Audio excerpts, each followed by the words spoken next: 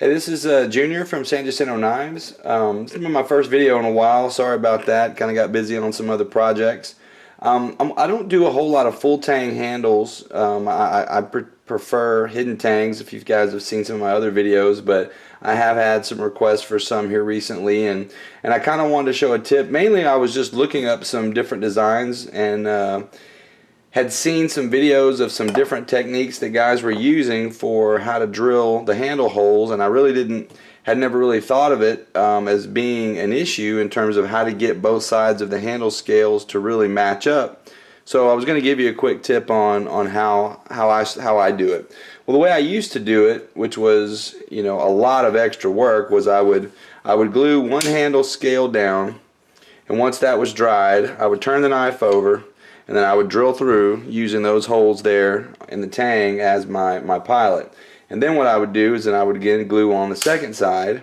Once that dried, I'd turn the knife back over, re-drill those holes, and then that was ready to go. And I did that for a couple of years until one day I kind of came upon an idea that really makes a lot of sense, is to basically, you can do it all at one time prior to drilling, which makes it nice if you happen to make a mistake when you're drilling your handle out, if you're using, say, Corby rivets, or if you're shaping your handle and you kind of mess it up. If it's already glued, then you're kind of done at this point. So this way will make it really simple. So I'll show you basically the premise. What I've got is I've got two handle scales here, and I've already got my dividers or my spacers glued on there as well. And so what I'm essentially going to do is I'm going to mount this to my milling press, and basically I just take the handle scales just as they will be on the knife, just put together like that, put them down, and then I'm going to lay the knife on top of it like that, and I'm going to clamp it down. And then I'm going to drill through using just those holes. So I only have to drill the handle scales one time, because when I'm done, all I have to do is put the knife back together. My holes should match up absolutely perfect, which is pretty cool, because what you can do is once you get your holes drilled, you can actually use your Corby rivets or whatever it is that you use to attach them. You can run those holes through there, and you can use the handle together completely assembled to actually start doing some of your rough shaping and stuff before you ever actually glue it onto the knife. So it makes it real handy, because I've seen some guys coming up with some different jigs to use to get your handles drilled right. Well, to me, with all the knives that I make, they're never exactly the same. So this is the fastest way that I found to get this to work. And so I'll hook this up on the milling machine here in a second, and I'll show you what it looks like. Alright, so this is the basic setup. As you can see, I've got the two handle scales stacked together with the blade on top of it, and the tang clamped down with the blocks here. And some people use wood as the bottom, as your base, because whenever you drill through the wood, especially when you're drilling out this side, you can get blowout. And so if you have like something underneath it to kind of buffer, it can prevent that. I don't like to use wood because wood is not always square and flush. And so what happens sometimes, if it's got a little bit of a lean here or there, your pins don't exactly fit in right. So I just use a piece of, this is just regular aluminum, just aluminum block, same block that I use to do my heat treating of my stainless steel.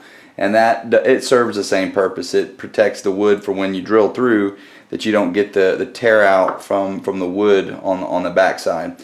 And so what I do is I put the drill bit that I'm going to be using, I actually put it in upside down, so that, I'll show you that right there. That way the base there helps me to get everything lined up and locked down correctly in the drill press here.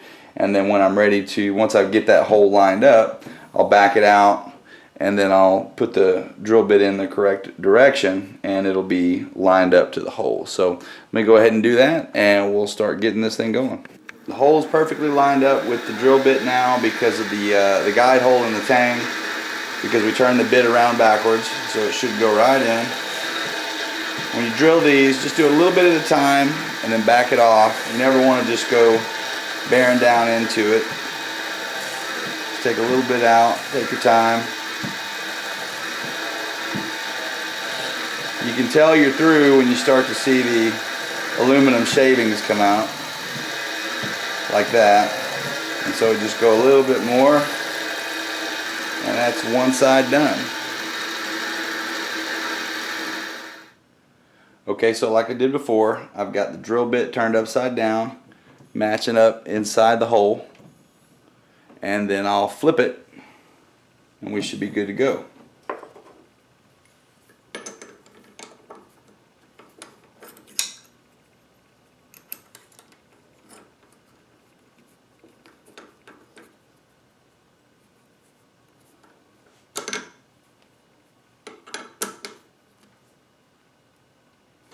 And then we double check before we turn the machine on. Yep, it's perfect.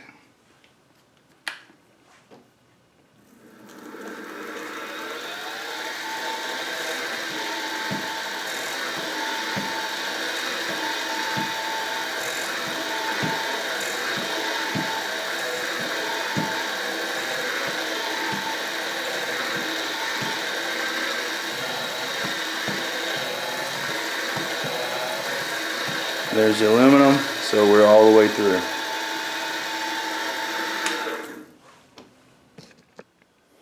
Alright, so now we've got everything drilled, everything matches up, and what we can do to test everything is we can go ahead and do kind of a pre-assembly, and I like to do it to kind of start getting some of my layout lines done, but as you can see, or if you can see here, I've already done the step drill using the original holes that we did with the step drill for this particular size Corby rivet.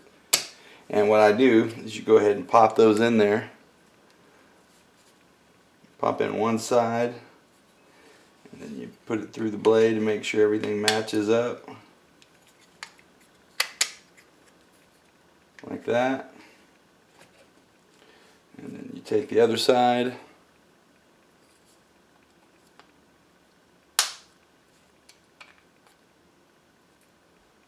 Match those up,